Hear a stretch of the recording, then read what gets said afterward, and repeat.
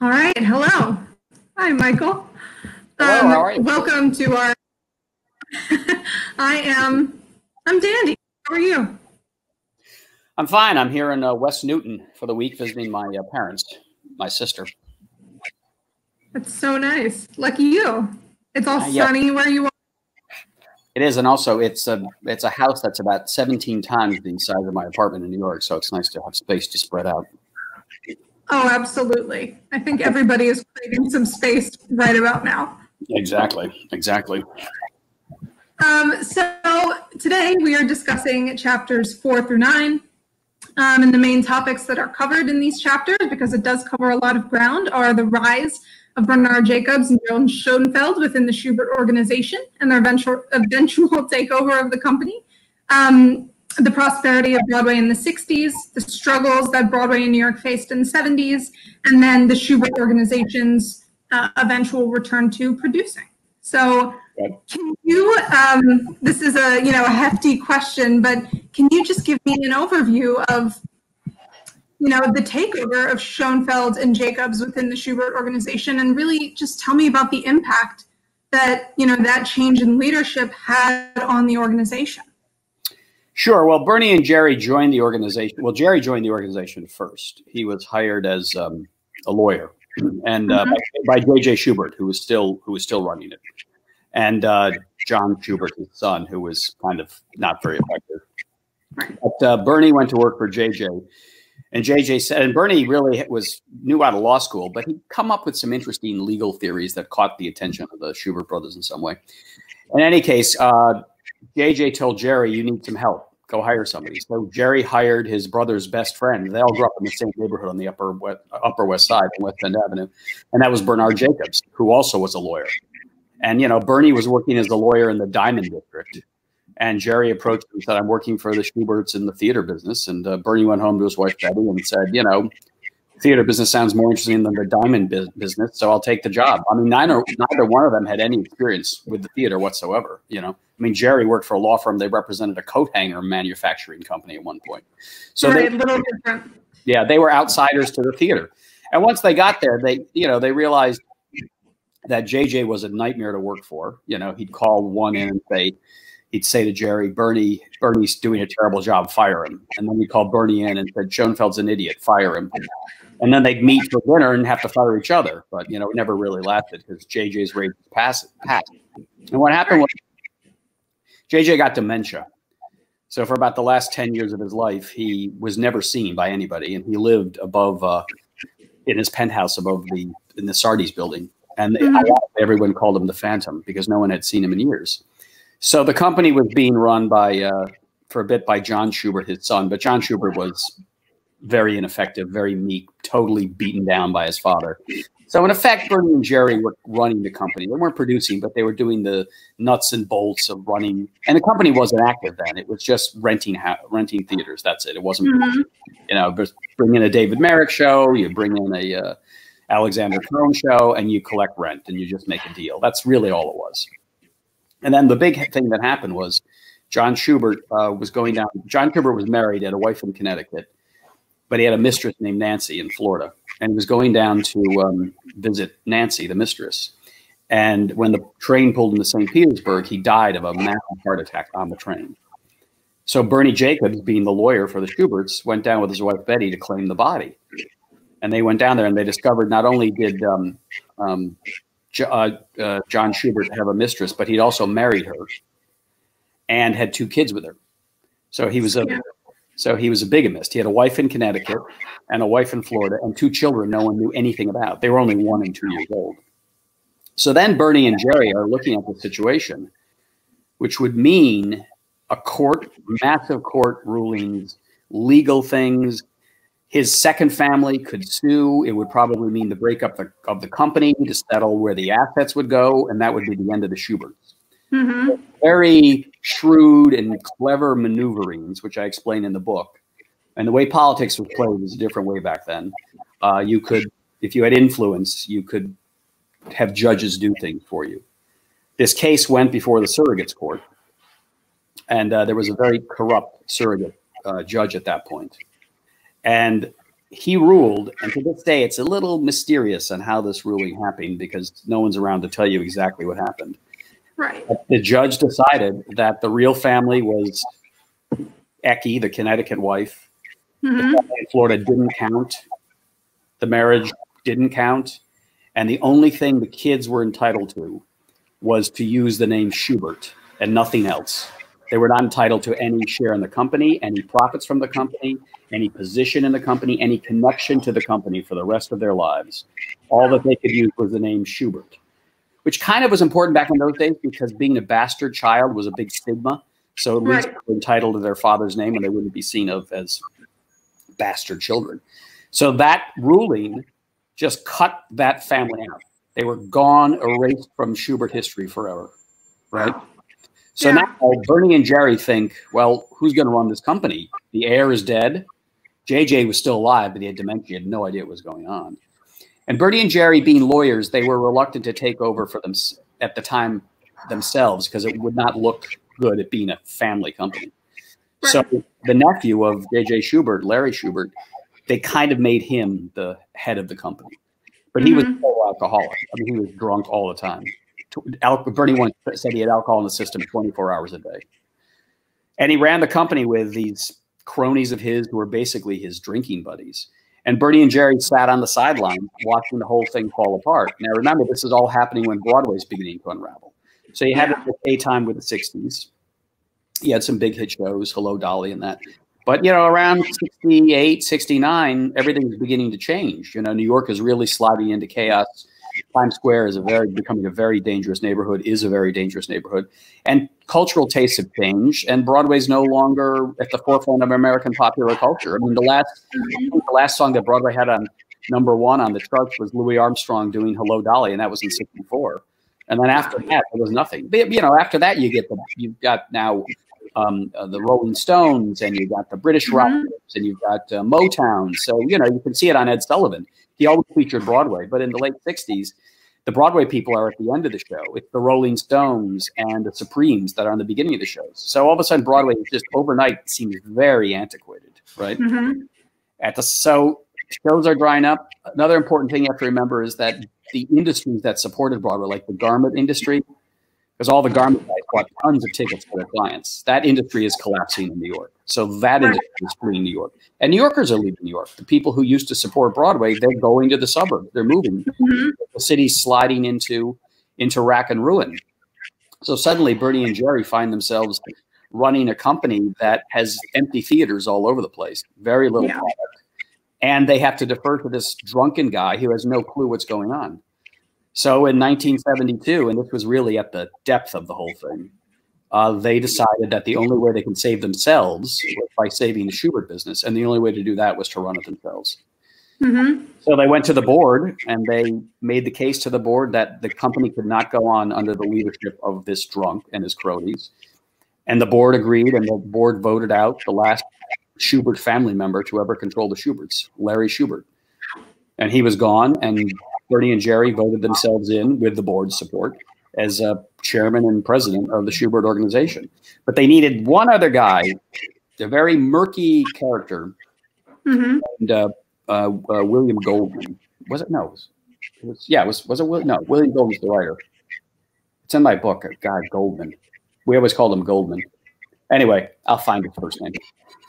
Goldman was the guy who was very famous for being able to pull strings at the surrogate's court. Right. So the theory, and it's only a theory because you can never prove it, the theory is that Goldman was the guy who helped wipe out the bastard Schubert family, and that his price for exercising that kind of influence, he was very well connected. The price of exercising that influence was to make him the third leader of the Schubert organization. So he was basically given a figurehead job, and his whole thing was to pull strings with politicians. He was very close to Mayor Beam. He knew all the judges. He knew how to get to all the judges. You know, there's still characters like that around, but Goldman was just one of these. He was a fixer. You know, he just fixed things. If you had the power and the money, you could get him to fix things to go your way with the politicians and the judges. So Goldman emerges out of nowhere. And in fact, when Bernie and Jerry have their announcement that they're going to run the Schuberts. If you look at the picture in the New York Times, it's Bernie, Jerry, and Goldman, three of them. And all of these Broadway people were like, who the hell is this Goldman? They knew Bernie and Jerry because they were the lawyers for the Schuberts, right? But nobody had any idea who this Goldman guy was. They'd never heard of this guy before. He came out of nowhere, you know? And Phil Smith, who was becoming Bernie Jacobs' right-hand man then, Phil Smith had a friend who was very well connected in the murky world of politics back then. And Phil had dinner with this guy, and this guy said, Phil, why the hell have you brought Goldman into the company? And Phil said, what do you mean? He said, he's a thief. And Phil said, what do you mean? He said, what does he steal? He steals everything from everybody, everywhere. And that was the first tip-off Phil had that they were in business with a guy who could almost bring down the company once again. Wow. And then as it turned out, one of the very first things Goldman wanted was he called Phil into his office and he said, Phil, these house seats, these great seats that everyone gets to shows that they sell to the brokers for the ice, when do I get mine? And Phil said, you know, I wish I could remember his first name, Goldman. Well, you can look it up in the book. I want to say William Goldman, but William Goldman is the famous writer of the season. And Phil said, you know, we're not running business that way. We're changing things here. Because Bernie and Jerry were lawyers, and they were acutely aware that ice was illegal. And if you got in trouble with the IRS, it could bring down the whole company. So they were trying to clean the corruption out of the business. At the same time, they were trying to save it. And Irving Goldman? Irving Goldman, that's it. Irving Goldman, yeah. He's been wiped away from Schubert history, too. Wow. Anyway, so Phil said, Irving, we're not doing that. And Goldman erupted. But then, you know, Goldman had all these little tricks here and there. When they did an opening in L.A. For Folly, I think it was Stephen Sondheim's Folly in '71, Phil went out to get the Schubert Theater ready. And Irving Goldman was there and said, Phil, you're hiring the red carpet from this company. And you're hiring the Klieg lights from this company. Because Irving Goldman was in the business of kickbacks. So Phil called Bernie and said, Bernie, this Irving Goldman, there's stuff going on here. And Bernie said, just watch him. Just keep an eye out for him. And then slowly but surely, it turned out that Irving Goldman had this network of corruption all over the place. He had this paint company in Queens, and he was insisting that all the sets for Broadway use his paint company to paint them, you know. And grants that the Schubert organization was giving out, he would call up the people who were getting the grants and demand that they use his paint company to paint their theaters or to paint their sets. And then, because he was connected to a beam, and Bernie and Jerry didn't know what to do. I mean, you know, they got rid of one corruption, the drunk Larry Schubert, and now suddenly they're in bed with this corrupt guy. So they're kind of in a quandary what to do. And then Irving Goldman, he overreaches, and he gets his friend, and this is one of the biggest ironies in the history of the culture of New York City. He gets his friend Abe Beam, the mayor, to appoint him, Irving Goldman, the paint man, the man who makes you buy his paint, right? The guy who fixes the judges down at circuit court. He becomes cultural affairs commissioner of the city of New York. The guy has never been to a cultural event in his entire life, but he is now the cultural affairs commissioner of New York. But that was a mistake, because now he's a guy who's in the spotlight. And then the press, who is this Irving Goldman? And there was a great reporter at the New York Post named Joe Berger, who I tracked down. He was still alive when I did the book, and I found all of his columns. He started investigating Irving Goldman, and he discovered all of these murky connections that Irving Goldman has, all of these companies that are run by somebody else, but in fact are controlled and owned by Irving Goldman, including this weird thing with the submachine. You used to be able to buy candy in the submachine, and the money was supposed to go to the city, but Irving Goldman owned the company that supplied the candy and collected the money. So all those nickels and dimes were going to one Irving Goldman. Now this is this is a disaster for Bernie and Jerry because they're in business with him, right? Right. So all the mud starts being flung at them too. So suddenly they're being pulled down by Irving Goldman. And they were in the front pages of the New York Times and the New York Post saying, accusing them of corruption, accusing them of having fixed the surrogates court, accusing them of being involved in all these businesses with Irving Goldman, when in fact they were really not. I mean, they needed Goldman for his particular political favors at the time, but I don't believe they had any idea the extent of his deep, deep, deep corruption. But now they're totally, totally tainted by it. And Louis Lefkowitz, who is the powerful attorney general, decides he's going to go after the Schubert organization and he's going to take down Bernie, Jerry, and Irving Goldman. Wow. And he just, launches investigations. They're on the front page. And it gets to the point where, Jerry's having a nervous breakdown. And at one point, Bernie was with Phil in London at the Barclay Hotel. We were checking out some shows. And it was at the heat of this investigation and all of the negative publicity. And Bernie said to Phil, I'm going to throw myself off the balcony of this hotel. And Phil was like, calm down, calm down. But the interesting thing about Bernie and Jerry and their strength as a partnership was when one was going down, the other was strong and said, no, we can hold this together. And then the other would begin to crack. The other one would say, no, we can hold this together. Wow. So now you have this internal war on at the Schubert organization with Bernie and Jerry on one side and Irving Goldman and his cronies on the other side. And in the end, it was the board of directors who was a pretty powerful board. And Bernie and Jerry shrewdly appointed some new board members who were totally above board people, very rich people who were not involved in corruption, city leaders. So it now looked like the board was an above the board, if you will. And the board at the end decided they were going to stick by Bernie and Jerry. They did not believe they were corrupt, and they believed that they were the best people to run the organization. And there was one board member, great guy named Rocky Wall, who made a lot of money. I forget how, maybe in an accounting firm. And Rocky Wall was a tough customer. He'd been bayoneted in Italy during World War II, and they left him for dead. Wow. And the one thing they told him, they said, don't eat anything, don't drink or eat, because if you do, your throat is just going to open up like that, and that's going to be the end. And so this Red Cross came along and tried to feed him something, and he was saying, no, no, no. And he finally hit the Red Cross person and pushed him away. And forever after, he would never make any donations to the Red Cross. They would have killed him had they fed him. Anyway, so this guy survives. He survives the Italian battlefield front with a dagger in his neck, a bayonet in his neck.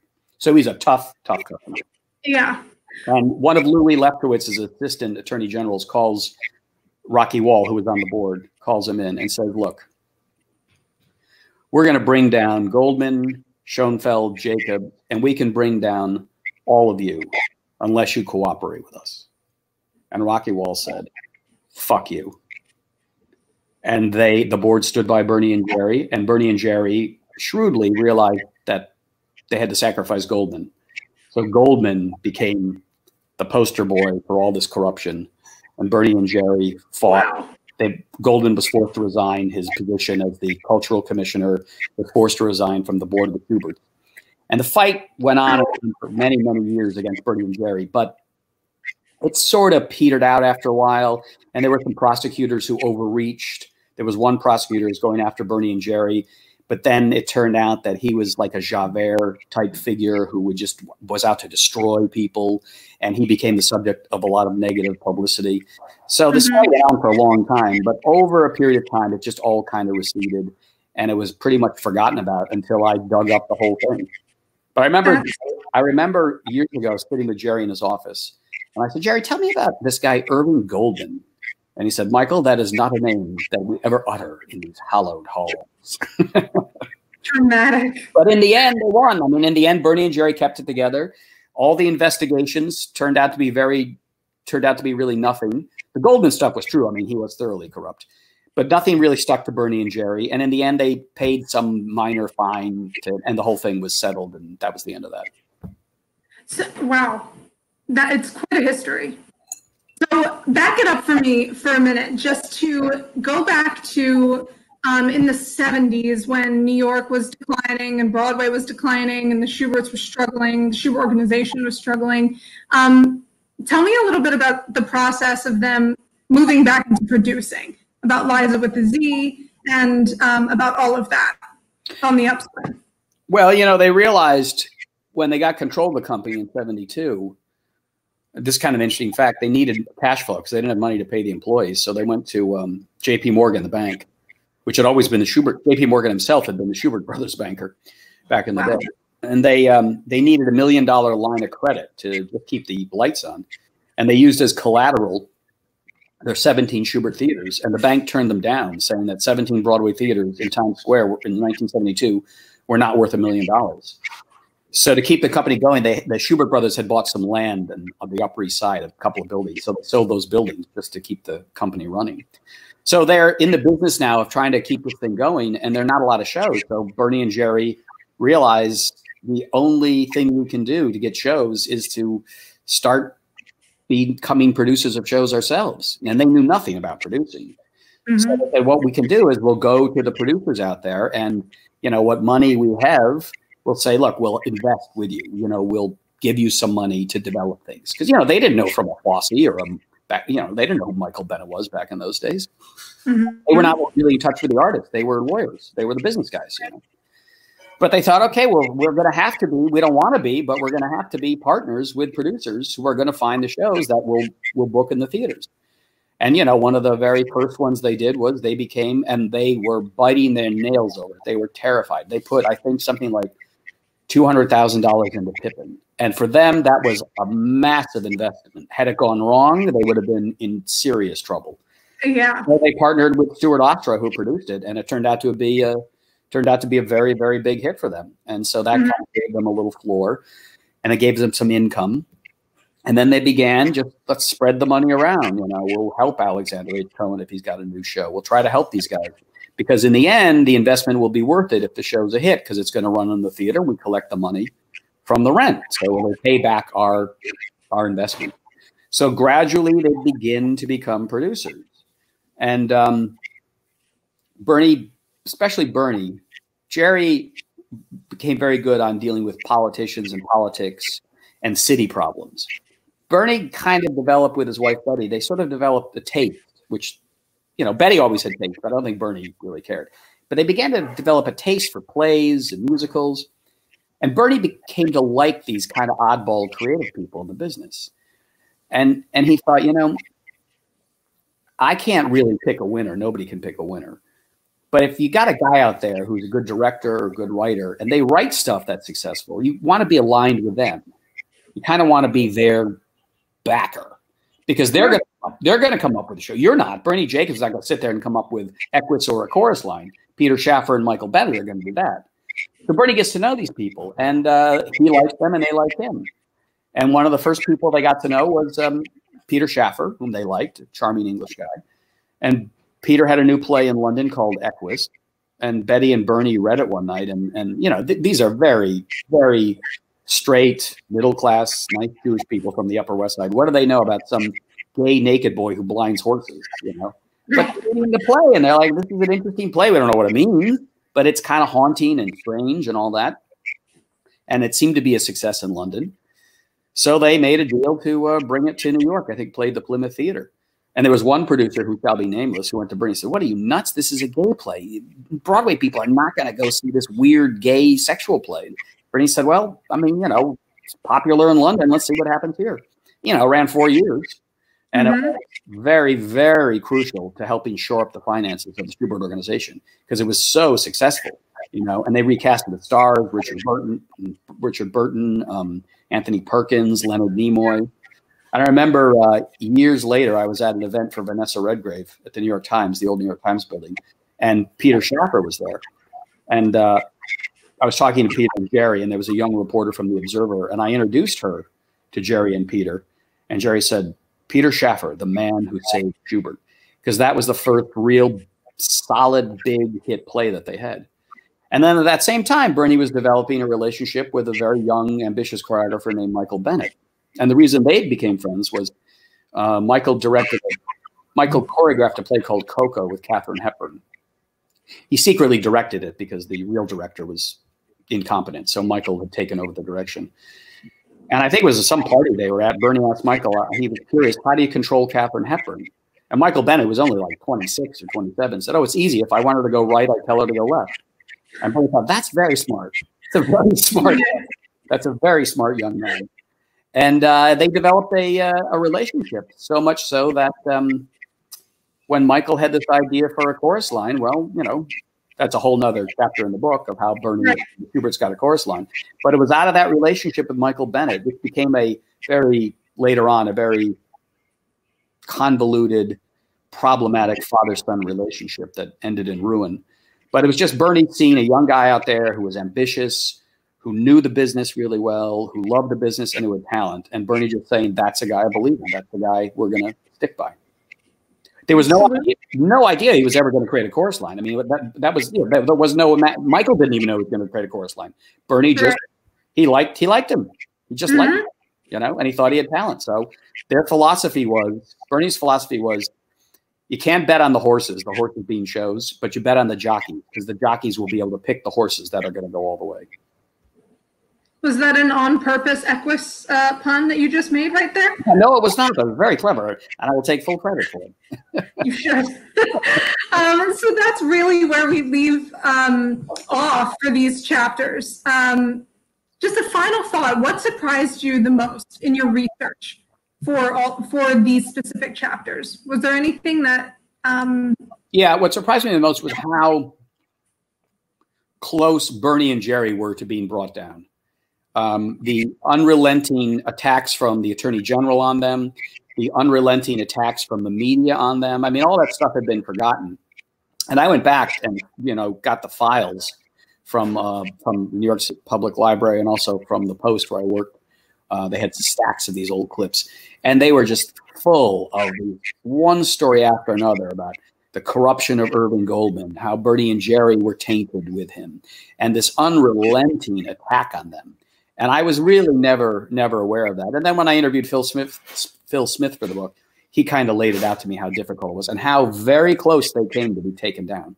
And as I say, if it wasn't for that board that decided to stand by them, that board that had influence, and, you know, a tough guy like Rocky Wall, they could well have been pushed out as Irving Goldman was.